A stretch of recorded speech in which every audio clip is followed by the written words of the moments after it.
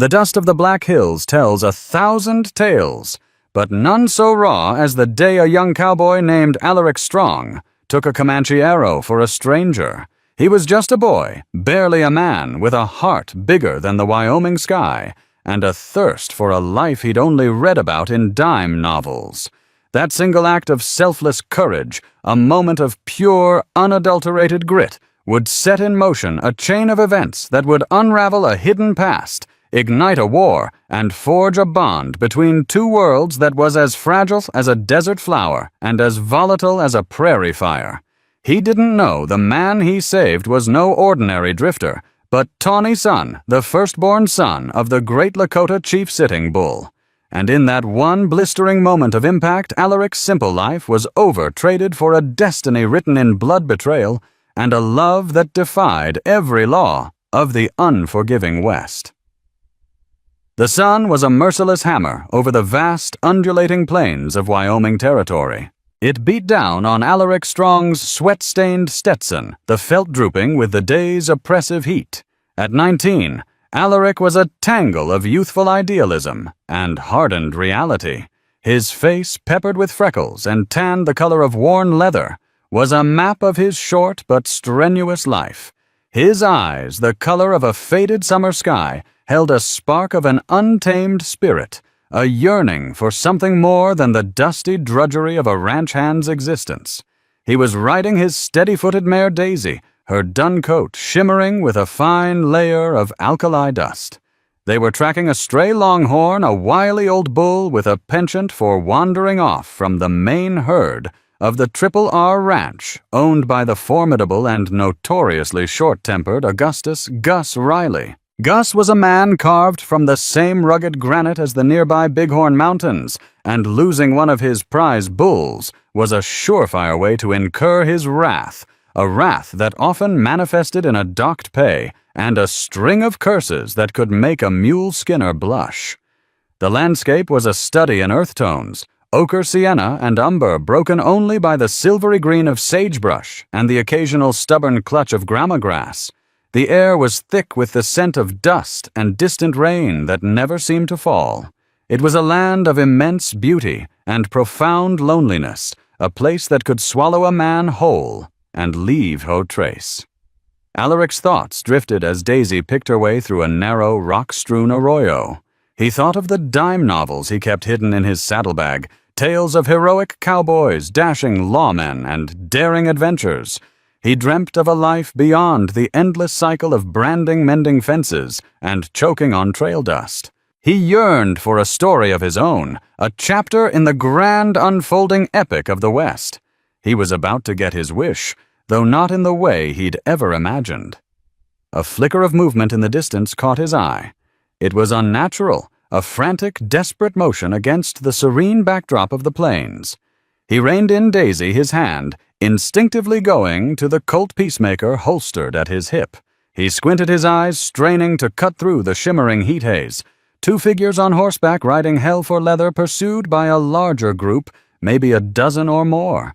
Alaric's heart hammered against his ribs. This was no friendly race. The pursuers were fanned out their war cries, faint but unmistakable on the wind. They were Native American warriors, their bodies painted for battle, their feathered lances glinting in the merciless sun. The two they were chasing were also native, but they were riding with a desperation that spoke of a life-or-death struggle. Alaric wasn't a man prone to rash decisions. Gus Riley had drilled into him the importance of caution, of minding his own business in a land where a wrong move could be your last. But there was something in the scene unfolding before him that tugged at the core of his being, at the heroic ideals fostered by his beloved paperbacks. He saw the lead rider of the pursued pair falter, his horse stumbling. He saw the warriors behind them gain ground, their arrows flying like angry hornets. "Damn it all to hell!" Alaric muttered, his knuckles white on the reins. He urged Daisy forward, not towards the safety of the ranch, but towards the unfolding chaos. He wasn't a lawman, and he was certainly no hero. He was just a boy with a horse and a conscience. As he drew closer, the scene sharpened into terrifying focus. The lead rider of the fleeing pair was a young man no older than himself, his face a mask of grim determination. He wore buckskin leggings and a beaded vest, his long black hair streaming behind him. His companion, a young woman, rode with a fierce grace, her own bow in hand, loosing arrows at their pursuers with a skill that was both beautiful and deadly. But they were hopelessly outnumbered. An arrow struck the young man's horse in the flank. The animal screamed a terrible high-pitched sound that tore through the air and went down in a cloud of dust and flailing hooves. The rider was thrown clear landing hard on the unforgiving ground. The young woman circled back her face, a canvas of anguish, trying to fend off the attackers as her companion struggled to his feet. Alaric didn't hesitate. He spurred Daisy into a gallop, the thunder of her hooves a drumbeat of impending conflict. He let out a yell, a raw, ragged sound that was meant to be a war cry, but came out as more of a terrified yelp. It was enough. The warriors, surprised by the sudden appearance of a white man, momentarily reined in their mounts, their attention diverted. "Get to the rocks!" Alaric shouted, gesturing with his pistol towards a jumble of granite boulders that offered a sliver of cover. The downed rider, who moved with a slight limp, looked at him, his dark eyes filled with a mixture of suspicion and desperation. The young woman, her name was Morning Dove's sister, to the man on the ground gave a sharp nod and urged her companion forward. Alaric laid down covering fire, his peacemaker bucking in his hand. He wasn't aiming to kill, just to create a diversion to buy them precious seconds. The warriors, recovering from their surprise, answered with a volley of arrows. One whizzed past Alaric's ear with a venomous hiss. Another thudded into his saddle inches from his leg. He reached the rocks just as the two strangers scrambled behind the relative safety of a large boulder. Alaric dismounted, pulling his Winchester rifle from its scabbard. He peeked over the top of the rock. The warriors were regrouping their leader, a fearsome man with a jagged scar across his cheek, barking orders. "Who are they?" Alaric asked, his voice tight with adrenaline. The young man, whose name was Tawny Sun, shook his head, his chest heaving as he caught his breath. "Comanche," he said, his voice laced with a deep-seated animosity. "They ride far from their own lands to hunt us." "Us?" Alaric asked, glancing at the intricate beadwork on Tawny Sun's vest, a pattern he didn't recognize. "Lakota Tui." Morning Dove answered, her eyes scanning the enemy with a warrior's focus. Before Alaric could process the implications of that, the Lakota and Comanche were ancient enemies. The attack came. The Comanche warriors charged their war cries, a chilling chorus. Arrows rained down on their position, clattering against the rocks, embedding themselves in the hard-packed earth. Alaric and Tawny Sun returned fire, the crack of the Winchester and the deeper boom of the Peacemaker, mingling with the sharp twang of Morning Dove's bow. They were holding them off, but just barely. There were too many. Then Alaric saw it. A warrior had circled around, flanking their position. He was taking aim not at Alaric, but at Tawny Sun, whose attention was focused on the main frontal assault. The warrior's bow was drawn taut, the arrowhead glinting with deadly intent. There was no time to shout a warning, no time to aim his own weapon. There was only time for instinct. In a split second, a decision born of pure unthinking impulse, Alaric moved. He lunged, shoving Tawny Sun to the ground out of the arrow's path. He felt a searing, white-hot pain in his left shoulder. It was as if a bolt of lightning had struck him. He gasped the air driven from his lungs and stumbled backward, his hand flying to the source of the agony. A Comanche arrow was protruding from his shoulder, its dark feathered shaft a grim exclamation point to his act of impulsive bravery. The world tilted on its axis, the edges of his vision blurring. The sounds of the battle faded to a dull roar. He saw Tawny Sun's face, a mask of shock and disbelief, swimming before his eyes. He saw Morning Dove let out a cry of alarm. He saw the Comanche warriors, their attack faltering at the sight of what had just transpired. And then he saw nothing at all as the unforgiving Wyoming earth rose up to claim him. The world returned to Alaric in fragments, a mosaic of disjointed sensations and bewildering images. He was floating in a sea of darkness, the only anchor, the relentless throbbing pain in his shoulder. He was aware of movement, a gentle swaying motion, and the soft nicker of a horse. He smelled the cloying metallic scent of blood, his blood, mixed with the earthy fragrance of sage and something else, something herbal and medicinal. He pried his eyelids open the sunlight, a physical blow that made him groan. He was lying on a travois, a makeshift stretcher fashioned from 2 long poles and a buffalo hide being pulled behind a horse. Mourning Dove was riding alongside him, her face a study in concerned concentration. She held a damp cloth, which she gently dabbed at his forehead. "Easy, white man," she said, her voice soft but firm. "You have traveled far on the spirit road. We are bringing you back." Alaric tried to speak, but his throat was a desert, his tongue a leaden weight. He managed a hoarse croak. Mourning Dove offered him a waterskin, and he drank greedily the cool liquid a balm to his parched throat. "Where?" He finally managed to ask, his voice a raspy whisper. "We are taking you to our camp." Tawny Sun's voice came from ahead. He was riding Daisy, leading the horse that pulled the travois. His own horse had been lost in the fight. "It is the only way. The arrow was deep. It needs a medicine man's touch." Alaric's mind, still foggy with pain and weakness, struggled to grasp the situation. A prisoner, a guest, he had saved Tawny Sun's life, but he was still a white man, a trespasser in their world. The stories he'd heard from the other ranch hands, tales of brutal Indian retribution, swirled in his memory.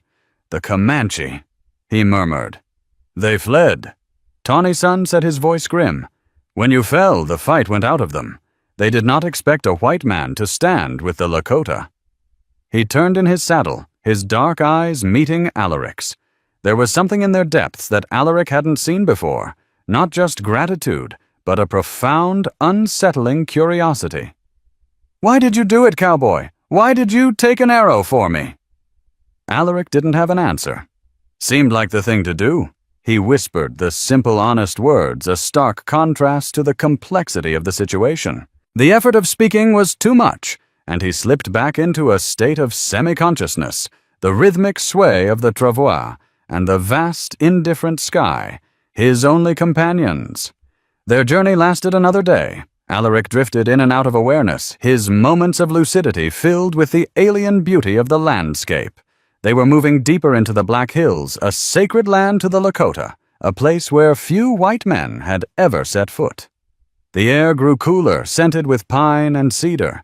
The rugged plains gave way to rolling hills, dotted with ponderosa pine and aspen groves. He awoke fully to the sounds of a bustling camp.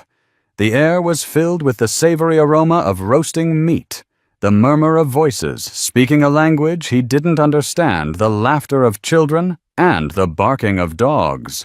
He was lying in a large teepee, the firelight casting dancing shadows on the painted hide walls.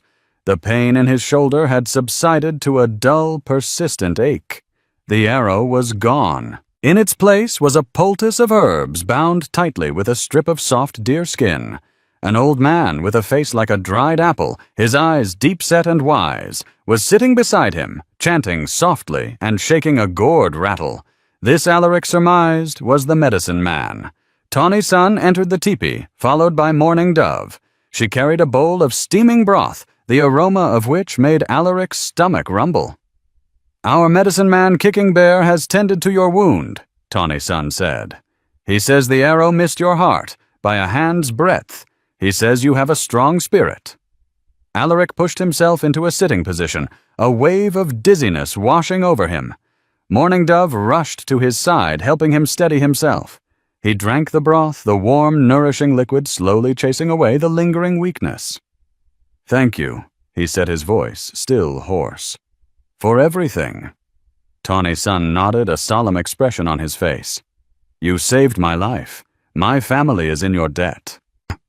It was then that another figure entered the teepee, a man who commanded an immediate and absolute authority.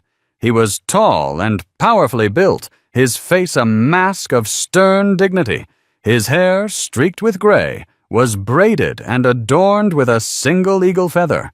He wore a magnificent war bonnet, its trail of feathers cascading down his back. His eyes, dark and piercing, seemed to look straight through Alaric to weigh and measure his very soul. Tawny Sun and Morning Dove immediately stood and lowered their heads in a gesture of profound respect. "Father," Tawny Sun said, "this is the white man I told you of. His name is Alaric Strong." The great chief's eyes narrowed as he looked at Alaric, a flicker of something unreadable in their depths. He stepped forward, his gaze fixed on the young cowboy. "You are the one who took an arrow for my son?" he asked, his voice a low, rumbling baritone that seemed to vibrate in the enclosed space. Alaric, intimidated by the man's sheer presence, could only nod. The chief continued his scrutiny, his eyes lingering on Alaric's face, on the faded blue of his eyes, the sandy blonde hair peeking out from under his sweat-stained Stetson, which lay beside him on the buffalo robe. A strange, almost pained expression crossed the chief's face. He reached out a hand, not in a gesture of threat, but of something else, something that made Alaric's skin prickle. The chief gently brushed a lock of hair from Alaric's forehead. "Tawny Sun," the chief said, his voice now laced with a strange, trembling emotion. "Bring me the pouch, the one your mother gave me before she walked the spirit road." Tawny Sun, a look of bewilderment on his face, quickly left the teepee and returned with a small beaded leather pouch. The chief took it, his hands, which had undoubtedly wielded a war club with deadly force, now surprisingly gentle. He opened the pouch, and from it he carefully extracted a tarnished silver locket. He opened the locket and held it out for Alaric to see. On one side was a miniature portrait of a young woman with kind eyes and a gentle smile, her hair a cascade of spun gold. On the other side was a lock of baby hair, the same sandy blonde color as Alaric's own. 20 winters ago, the chief began, his voice thick with a sorrow that time had not erased. A wagon train was attacked by Cheyenne warriors not far from here. My wife Singing Bird and I, we found the wreckage. Everyone was dead. Everyone, except for a baby boy, no more than a few months old, hidden in a wooden crate. He had hair the color of the morning sun, and eyes the color of the sky. He paused, his gaze fixed on Alaric's face, searching, confirming. My wife had just lost our second son to the coughing sickness. She saw the baby as a gift from the Great Spirit. We took him in. We named him He Who Was Found, and we loved him as our own. But a harsh winter and the threat of war with the white soldiers made it impossible to keep him safe. A traitor, a man named Silas Strong, was passing through. We entrusted the boy to him to raise in his own world, where we hoped he would be safe. He held up the locket again. My wife gave this to Silas, a reminder of the boy's other family. She cut a lock of his hair and placed it inside. Alaric stared at the locket, his heart a wild drum against his ribs. The world seemed to slow, the firelight, the painted tippy walls, the faces of the Lakota, all blurring into an incomprehensible swirl. Silas Strong, that was his father's name. His father who had died of a fever 5 years ago. A quiet, reserved man who had never spoken of Alaric's birth, who had always seemed to carry a hidden sadness in his eyes. He had told Alaric his mother had died in childbirth. My father," Alaric stammered, his voice cracking. "His name was Silas." A profound silence filled the tipi, broken only by the crackle of the fire. Morning Dove gasped, her hand flying to her mouth. Tawny Sun stared at Alaric, his expression a mixture of awe and disbelief. The great chief, the formidable warrior, the leader of his people, had tears welling in his eyes. "Then it is true," the chief whispered, his voice choked with emotion. He placed a hand on Alaric's good shoulder, his touch firm and paternal. "He who was found has come home." The young cowboy Alaric Strong, who had ridden out that morning simply to find a stray longhorn, had found something else entirely. He had found a past he never knew existed, a family he never knew he had. He was not just a ranch hand from the Triple R. He was the adopted son of the Lakota chief. The stranger he had saved was his brother. But this revelation was not the end of a story. It was the beginning of a far more complex and dangerous one. Outside the fragile peace of the teepee, the world was still a place of brutal conflict. The gold rush was bringing a flood of white prospectors into the Black Hills, desecrating the sacred land of the Lakota. The U.S. Army, led by ambitious and ruthless commanders, was charged with protecting the prospectors and enforcing treaties that they themselves were breaking. And back at the Triple R Ranch, Gus Riley was not a man to take the loss of a ranch hand and a prize bull lightly. He was a man who held deep-seated grudges against the Lakota, a man who saw them as nothing more than savages standing in the way of progress and profit. When word reached him of a white man living among the Lakota, a man who fit Alaric's description, his suspicion and hatred would curdle into a dangerous obsession. The arrow that had pierced Alaric's shoulder had done more than just wound him. It had pierced the veil between two worlds, and in doing so, had set in motion a conflict that would test his loyalties, challenge his identity, and force him to choose between the life he had known and the family he had just found. The drama had only just begun. The days that followed were a whirlwind of surreal experiences for Alaric. He was no longer just Alaric Strong, the quiet ranch hand. He was he who was found, a name spoken with a mixture of reverence and curiosity by the people of the Lakota camp.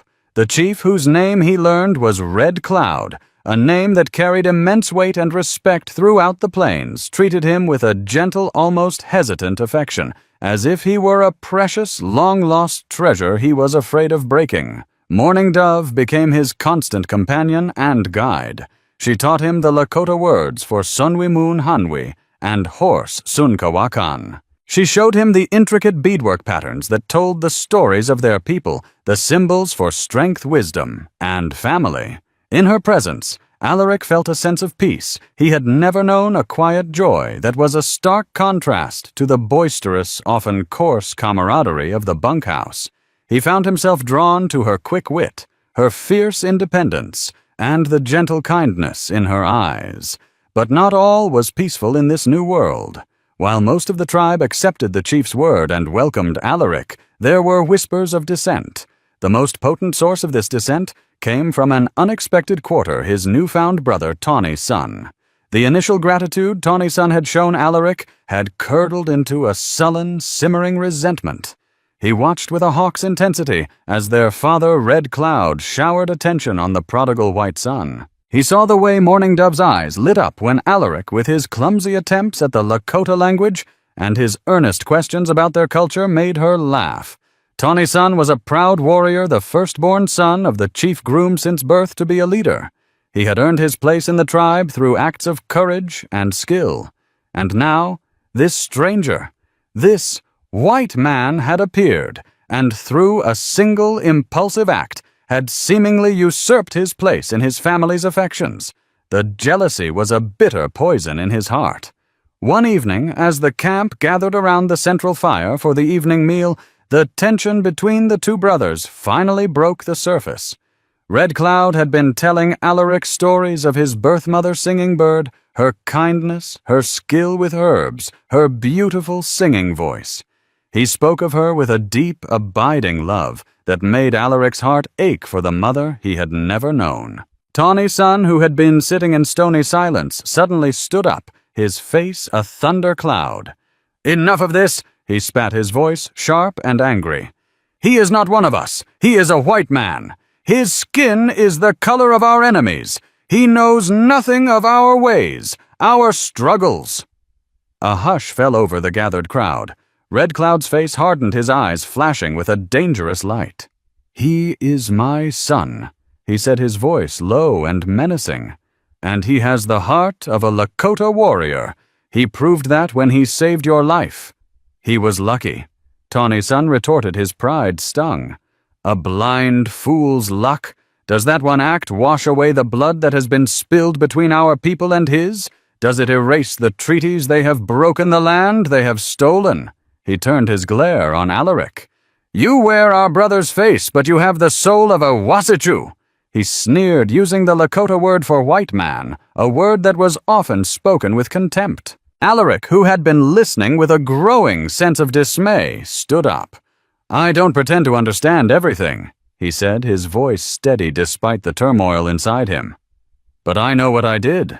I saw a man in trouble, and I helped him. That's all. And now you will stay here in the safety of our camp, while your kind continue to swarm over our sacred Paha Sapa, searching for their yellow metal. Tawny-san challenged his hand, gesturing towards the Black Hills. Will you fight with us when the Bluecoats come to drive us from our homes, or will your white blood call you back to them? The questions hung in the air, heavy and unanswered. They were the very questions that had been tormenting Alaric's own mind. Where did he belong? Who was he really? Meanwhile, news of a different sort was brewing back at the Triple R Ranch. Gus Riley was in a foul mood. Not only was he down a prize bull, but his most reliable ranch hand, Alaric Strong, had vanished without a trace. His horse Daisy, a fine mare, was also gone. Gus, a man who saw the world in terms of assets and liabilities, had lost two valuable assets. His anger was stoked by the whispers and rumors that were beginning to filter back from the mining camps and trading posts. A story was circulating, a wild tale of a young white man who had fought alongside the Lakota against a Comanche war party. A young man who had been wounded and taken back to the Lakota camp. A young man who matched Alaric's description. For Gus Riley, this was not a story of heroism. It was a story of betrayal. In his black and white view of the world, you were either with the settlers or you were with the savages. There was no middle ground. The idea that one of his own men, a boy he had taken in and given work to, had gone native was anathema to him. It was a personal affront. His hatred of the Lakota was long-standing and deeply personal. Years ago, his younger brother, a prospector, had been killed in a skirmish with a Lakota war party in the Black Hills. Gus had never forgiven them. He saw them as a plague, an obstacle to the manifest destiny of the white man. He rode into the bustling, muddy streets of Deadwood, a town that had sprung up overnight in the heart of the Black Hills, a chaotic, lawless place filled with prospectors, gamblers, and desperados. He made his way to the saloon, a rough-hewn establishment filled with the sounds of a tinny piano and boisterous, drunken laughter. He was looking for a man named Silas Stone, a notorious Indian hunter and scout, who had a reputation for ruthlessness and a deep-seated hatred for all Native Americans. Stone was a gaunt, weasel-faced man with cold, dead eyes and a cruel slash of a mouth. He was known for selling scalps to collectors back east, a gruesome trade that he plied with a chilling efficiency. Gus found Stone at a back table cleaning his rifle, a collection of greasy, dark-haired scalps hanging from his belt.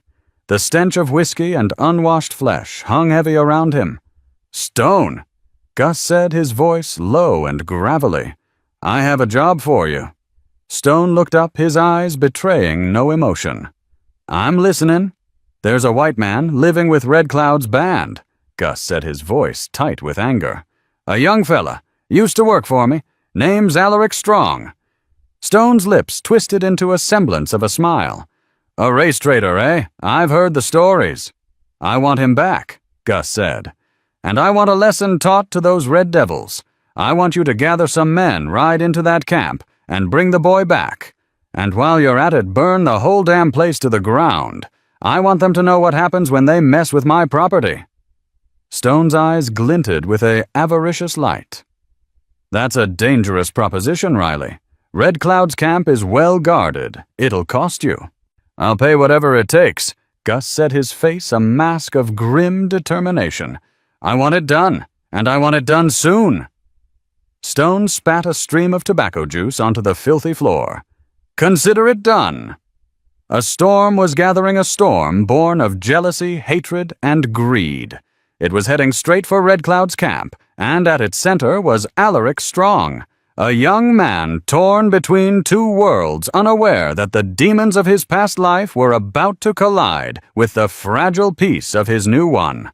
The stage was set for a confrontation that would drench the sacred ground of the Black Hills in blood and sorrow. The fragile peace of Alaric's new life was about to be shattered, not only by the external threat gathering like a thunderhead on the horizon, but by the poison of betrayal from within. Tawny Sun's jealousy, left to fester, had become a dangerous obsession. He saw Alaric not as a brother, but as a rival, a symbol of his own perceived inadequacy in the eyes of his father and his sister. One afternoon, while the men of the camp were out on a hunt, Tawny Sun sought out a warrior named Two Moons. Two Moons was a man of immense physical strength, but weak character, known for his ambition and his resentment of Red Cloud's leadership. He believed the chief's willingness to negotiate with the whites was a sign of weakness. He yearned for a return to the old ways of constant warfare. Tawny Sun knew Two Moons saw him as a more suitable heir, a leader who shared his thirst for conflict. The white man, Tawny Sun, began his voice, a low conspiratorial whisper, as they stood hidden in a grove of pine trees on the outskirts of the camp. He is a danger to us. He weakens our father's resolve. The people see Red Cloud's affection for this Wasichu, and they question his strength. Two Moons grunted in agreement, his small, suspicious eyes fixed on Tawny Sun. Red Cloud grows old. He speaks of peace when the white man's iron horse screams across our hunting grounds, and their miners defile the sacred Pahasapa. My father will not listen to reason. Tawny Sun continued his words carefully, chosen planting the seeds of sedition. But perhaps if the Wasichu were to prove himself a traitor, if he were to bring danger to this camp, then my father's eyes would be opened. The people would see who the true leader is. A cunning, cruel plan began to form in Tawny Sun's mind. He knew of the regular patrols of the U.S. Army, a cavalry unit from the nearby Fort Laramie led by a young, ambitious captain named Marcus Thorne. Captain Thorne was known for his rigid adherence to orders and his disdain for the Indian problem. Tawny Sun would orchestrate a situation that would make Alaric appear to be a spy, a collaborator with the very forces that threatened their existence. He told Alaric that there was a special plant, a rare root that grew only in a specific hidden canyon a few miles from the camp, a plant that Kicking Bear the medicine man needed to complete the healing of Alaric's shoulder. It was a lie, a carefully crafted deception designed to lead Alaric into a trap. I cannot go, Tawny Sun said, his face a mask of false sincerity. My father has tasked me with scouting the northern ridges, but you could go. Morning Dove knows the place. She can guide you. His plan was twofold: to endanger Alaric and to create a rift between him and Morning Dove, whose growing affection for the white man was a constant source of irritation for him. Alaric, eager to prove his worth and contribute to the community that had taken him in, readily agreed. The prospect of spending the day alone with Morning Dove, away from the prying eyes of the camp, was an added unspoken bonus. The next morning, under a sky the color of a robin's egg, Alaric and Morning Dove set out on horseback. The air was crisp and clean, filled with the scent of pine and damp earth. As they rode, a comfortable silence settled between them, a testament to their growing bond. Alaric found himself opening up to her, telling her about his lonely childhood, his dreams fueled by dime novels, his quiet, sad father, Silas. Morning Dove, in turn, spoke of her mother, Singing Bird, and the deep sorrow that had settled over their family after her death. She spoke of her pride in her people, but also her fear for their future. The world is changing, she said, her voice tinged with a melancholy that seemed too heavy for her young shoulders. The buffalo disappear. The white man's towns grow like weeds. I fear a day will come when there is no place left for the Lakota. Her words resonated with the conflict raging within Alaric's own heart. He was a living embodiment of that changing world, a bridge between two cultures on a collision course. His feelings for Morning Dove were becoming undeniable, a tender, fragile flower blooming in the midst of a battlefield. He was beginning to realize that his fate was inextricably linked to hers, to the fate of her people. They reached the canyon Tawny Sun had described, a narrow, secluded place with steep, rocky walls. They dismounted and began to search for the mythical route, their laughter echoing in the quiet canyon, as Alaric, clumsy and unfamiliar with the local flora, kept pointing out the wrong plants. It was in that moment of shared joy, of burgeoning love, that the trap was sprung. The sharp crack of a rifle shot echoed through the canyon, the bullet splintering the rock just above Morning Dove's head. They scrambled for cover, their hearts pounding. A dozen U.S. cavalry soldiers appeared on the rim of the canyon, their blue uniforms a stark, terrifying contrast to the red rock. Captain Thorne, a man with a square jaw and cold, calculating eyes, stood at the forefront, a smoking pistol in his hand. "Hold your fire," he commanded his men.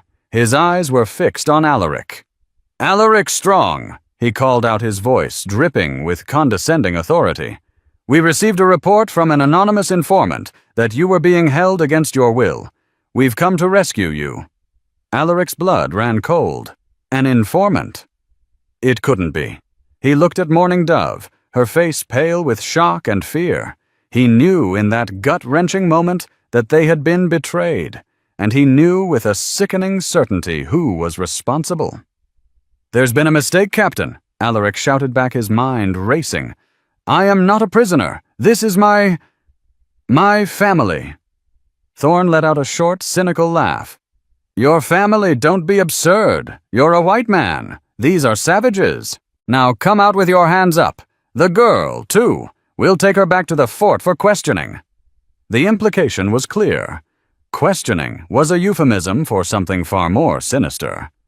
Alaric's protective instincts, the same instincts that had made him take an arrow for Tawny Sun, now roared to life. "I'm not going anywhere without her," he yelled, his voice echoing with a defiance that surprised even himself. Thorne's face darkened. "I gave you a chance, Strong. You've chosen the wrong side." He raised his pistol again. "Take them!" But before the soldiers could move, another sound filled the air. A high, ululating war cry. Tawny Sun and Two Moons, along with a dozen other warriors, appeared on the opposite rim of the canyon. They had been waiting, watching their presence a part of Tawny Sun's treacherous plan. He had intended for Alaric to be rescued, to be seen by the tribe as a traitor who had led the soldiers to their doorstep. But he had not counted on Alaric's refusal to abandon Morning Dove. The situation had spiraled out of his control. A tense standoff ensued, the soldiers on one side, the warriors on the other, with Alaric and Morning Dove trapped in the middle. "Brother," Tawny Sun shouted, his voice filled with a false righteousness. "You have led the Bluecoats to us. You are a traitor, just as I said." The accusation, so blatantly false, so deeply treacherous, cut Alaric to the core.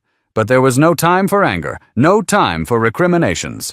The canyon had become a powder keg, and the spark had just been lit. A nervous young soldier, his finger trembling on the trigger of his rifle, fired a shot. It went wide, but it was enough. The canyon erupted in a maelstrom of gunfire and war cries. Arrows flew, bullets ricocheted off the rocks. It was chaos, a whirlwind of noise and violence. Alaric, acting on pure instinct, grabbed Morning Dove and pulled her behind a large boulder, shielding her with his own noddy. He drew his peacemaker, his mind a maelstrom of conflicting emotions. He was caught between two worlds, two loyalties, two opposing forces, and he was being fired upon by both. The betrayal of Tawny Sun, the cold arrogance of Captain Thorne, the eruption of violence, it all solidified something in Alaric's mind. His dime novel dreams of heroism were a childish fantasy. This was the reality of the West, brutal, unforgiving, and drenched in misunderstanding and hatred.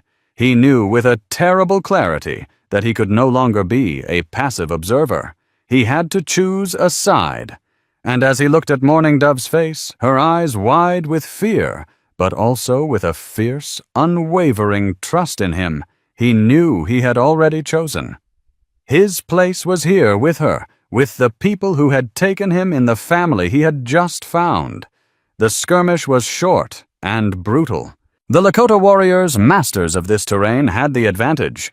They used the rocks and trees for cover their arrows, finding their marks with deadly accuracy. The soldiers exposed on the canyon rim fell into disarray. Captain Thorne, realizing his position was untenable, ordered a retreat. As the last of the soldiers disappeared over the ridge, an eerie silence fell over the canyon, broken only by the moans of the wounded and the cawing of crows overhead. 2 soldiers and 3 Lakota warriors lay dead. Tawny Sun and his men came down into the canyon, their faces grim. Tawny Sun avoided Alaric's gaze, a flicker of something, guilt-fear in his eyes. But before any accusations could be thrown, before the full weight of the betrayal could be processed, they were interrupted by the arrival of a scout from the main camp, his horse lathered in sweat, his face etched with panic. "The camp!" he gasped. "It's under attack. A large party of white men. They are burning the teepees, killing everyone." The news was a punch to the gut. Gus Riley's hired devils, led by the scalp hunter Silas Stone, had launched their assault. Tawny Sun's treacherous game had served as a fatal diversion, leaving the main camp vulnerable. The personal drama of jealousy and betrayal had just been swallowed by the larger, more terrifying shadow of all-out war. The real battle had just begun. The ride back to the camp was a desperate, heart-pounding race against time. The distant pall of black smoke rising against the clear blue sky was a testament to the horror that awaited them. The scent of burning pine and hide reached them long before they saw the devastation, a sickening perfume of destruction that churned Alaric's stomach. They crested a low ridge, and the scene below them was a vision from hell. The peaceful, orderly camp Alaric had come to know was a raging inferno. Tippis, the beautiful painted homes that held the history and spirit of the people, were blazing torches. Silas Stone's marauders, a motley collection of grizzled Indian hunters, disgruntled miners, and hired guns, were rampaging through the camp, their faces twisted in masks of drunken fury. They moved with a brutal, indiscriminate violence, shooting down women and children as they fled their burning homes. The air was filled with a horrific cacophony, the roar of the flames, the crackle of gunfire, the triumphant bestial yells of the attackers, and the screams of the dying. At the center of the carnage was Gus Riley, his face a purplish red, his eyes alight with a vengeful fire. He sat on his horse like a malevolent king, on a throne of destruction, shouting orders, his earlier desire to retrieve his property, consumed by a bloodlust that was terrifying in its intensity. Alaric felt a white-hot rage, a fury so pure and powerful it burned away all his fear, all his confusion. These were his people being slaughtered. This was his home being destroyed. The life he had known, the world of the Triple R Ranch, and the quiet deference to men like Gus Riley seemed like a distant, half-forgotten dream. This was his reality now, and it was a nightmare. Without a word, the Lakota warriors, their faces grim masks of grief and fury, charged down the ridge, their war cries a symphony of vengeance. Alaric was with them, his peacemaker in his hand, Daisy galloping beneath him, her stride, sure and steady. He was no longer a boy, playing at being a hero. He was a man defending his family. The battle that ensued was a chaotic, brutal affair. It was not a fight of tactics and formations, but a desperate close-quarters struggle for survival. Alaric fought with a ferocity that surprised himself. He saw Silas Stone, the weasel-faced scalp hunter, about to strike down an elderly woman with the butt of his rifle. Alaric fired his bullet, catching Stone in the arm, sending the rifle clattering to the ground. Stone shrieked in pain and fury, his cold eyes locking on Alaric with a look of pure hatred, before he scrambled away, clutching his wounded arm. Alaric saw Mourning Dove, her face streaked with soot and tears, fighting with the ferocity of a lioness. She had found a fallen warrior's lance and was using it to defend a group of terrified children who had huddled behind a pile of smoldering wreckage. Her bravery was a beacon in the chaos, and it fueled Alaric's own resolve. But it was the sight of Tawny's son that would be forever seared into Alaric's memory. The proud warrior, his face a mask of horrified guilt, fought with the desperation of a man possessed. The devastation around him was a direct result of his actions, his petty jealousy, and his treacherous plan. He had sought to disgrace his brother, and in doing so had brought ruin upon his entire people. The weight of that knowledge seemed to drive him to transform him into a whirlwind of destructive force.